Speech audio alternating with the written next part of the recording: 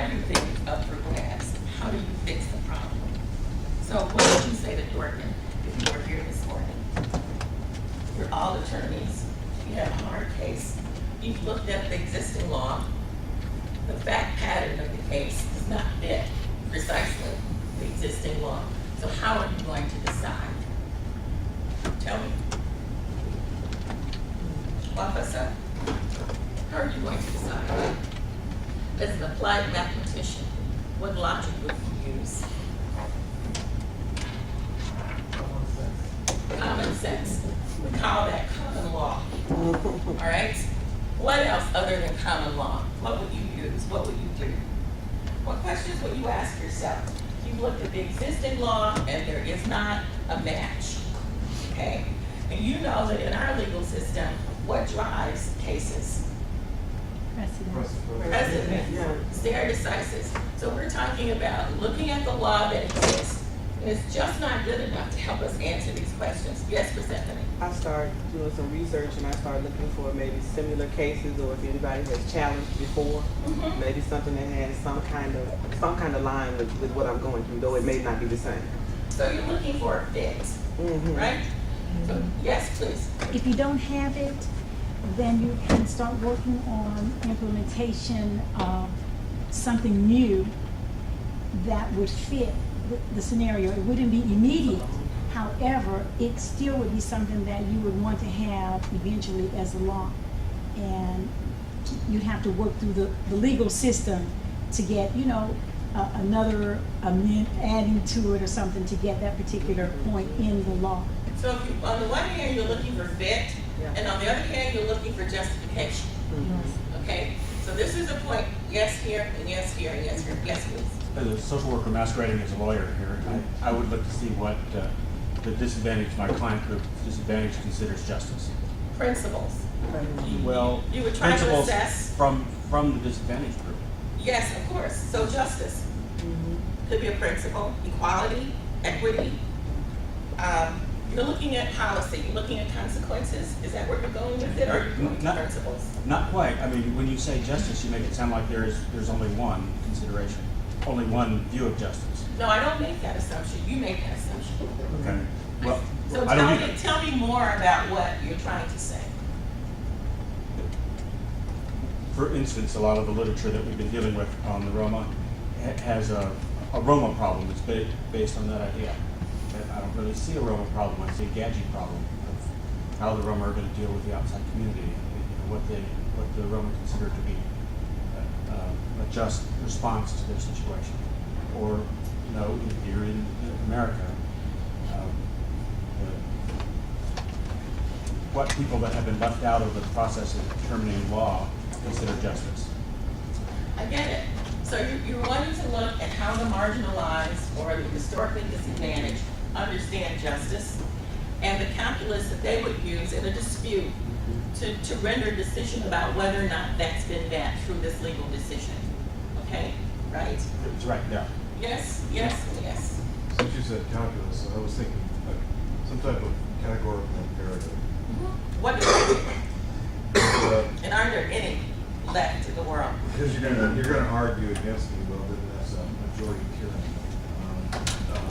Well, as to applying what would be best for the most utilitarian notion. But if you had something as a clause, what is good for the best for the most, without running over minorities, having minority rights, then maybe some type of imperative like that with clauses. Okay, that's a wonderful idea. So let's just dissect what you said to us. You said to us, all right, so we always have to be aware of the tyranny of the majority. That's the premise of our Constitution. That's why we have civil liberties. And that is why it's so important that when we look at this concept of judicial review, that we're always thinking about the ways in which our law allows us to take into account the harm principle. So that is why the EPC clause, the Equal Protection Clause of the 14th Amendment, is the most litigated clause in our Constitution for just that reason, right? And most recently, who was embraced by that clause? corporations, who else? Well, I mean, if you're talking a constitutional amendment, Not a bit. okay. Well, labor unions were included there in that position. Not really.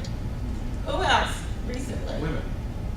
Long time ago, we were included. I said recently. Recently. There you go. Oh, yeah. People wanting to marry people who have the same sex as theirs, right? How can we have a constitution where we say that equal protection of the law is so important if we're going to exclude people who choose to marry people who look like themselves, not look like themselves, but have the same sort of testosterone, I suppose. Anyway, the point is that the EPC is dynamic because the founding fathers could not have anticipated that use of the EPC, right? And so that's really what's important about all of the analytical exercises that you have. If the only means that we have to make people who have been marginalized more equal, to give them greater access to equality, if the only means we have, or the primary means we have, is the law, then the law has to be a living document, right? Constitutions have to be living documents. That means then that it's going to be difficult for you to be a strict constructionist and see the Constitution as a living document, isn't it? Almost impossible. So that's why all of the debates that you hear about the Supreme Court and what Kagan is likely to do or not do when she becomes a member of the court, that's why that conversation is so important. Because it's about whether or not we see the law as a living document capable of including people who've been left out before, or whether we see the law pretty much as a document in a strict way where we have to read strictly what we think the intent of the framers would mean in this country at this time. So multiply that by X numbers of countries, especially the ones in your analytical exercises. Rwanda. Rwanda has one of the best constitutions in the entire world. They have more civil liberties than we do. South Africa does too. Education is a right, protected right. Unlike in our federal constitution, we have some state constitutions where, of course, education is a legal right, but very few. But it's not at the federal level. And so you have to ask yourself, okay, if a nation is recovering from a problem where the Roma see themselves as perennial minorities, how does the nation include them? How, if at all, does the Constitution include them? Does our Constitution make room for the protection of children? Are they included in the EPC? They're not. There are nations where the protection of children is a constitutional right. Ours is not one of those cases. But over time, I guarantee you, kids will be included in the EPC. They will be embraced by the Equal Protection Clause of the 14th Amendment. So look at Rwanda and ask yourself, how does a nation recover from genocide?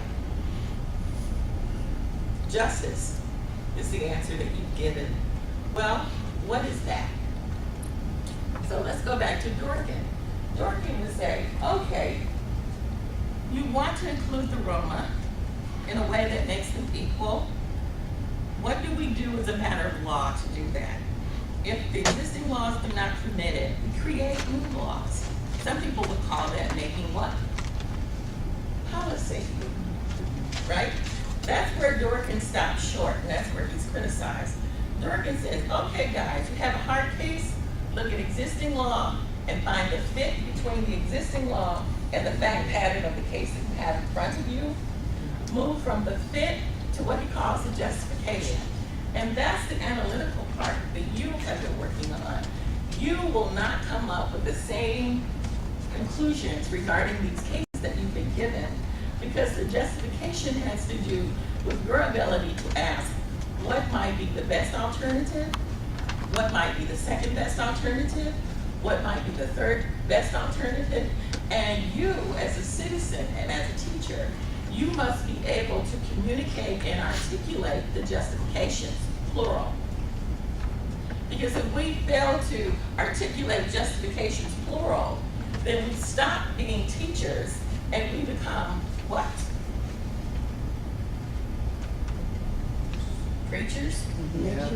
philosophers. Small-minded creatures. Somebody might say that we are just full of dogma, right? So justifications are central to building the capacity for students to think analytically and for you to demonstrate to them the logic of their justifications. And so, in every instance in the analytical exercises, we've asked you to think and to turn your thought over and over and over and over until you get to a place that you can articulate, both in terms of your oral expression and your written expression, right? I've seen these exercises work out in the lives of middle school children, and they do a splendid job. We're going to show you a bit of that after a while. But imagine that a student can take any one of these questions, and they have, and they can go up and down, A through Z, through these questions in a way that's easier than our kids can do it. Why is that? Because the cases that you have as theoretical cases, these kids live. They know if I were to go to the West Bay today, to one of the 90 schools in which we work, and ask them about the Oslo Accord, they wouldn't stumble. They wouldn't hesitate. They take sides. You know, they're not all of one mind. But they can fiercely debate and argue about the pros and cons of all of these questions, which is really quite remarkable. They were able to do it, though, only after their teachers had been trained. And we trained the teachers in Palestine for 2 years. We walked through every single exercise. They wrote exercises. How many times did they draft? Many. Many. We have one student, his name was Wasim.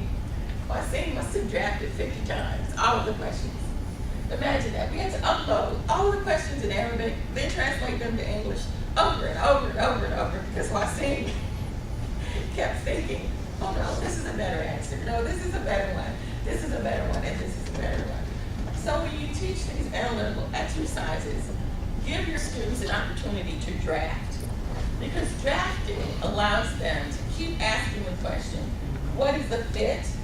What is the justification, right? Durkheim has one other step that he argues that we have to make if we're going to really treat hard cases in an analytical manner, and that's principles. Fit, justification, principles.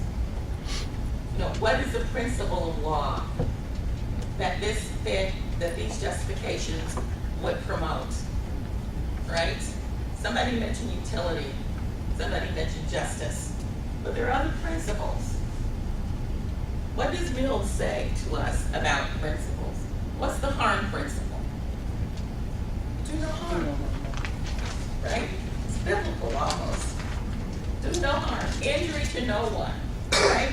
Maximize the opportunities of all, but do no harm, okay? How do you do that in these analytical exercises? How do you do no harm? Can you privilege an out-group without minimizing or diminishing the privileges of the dominant group?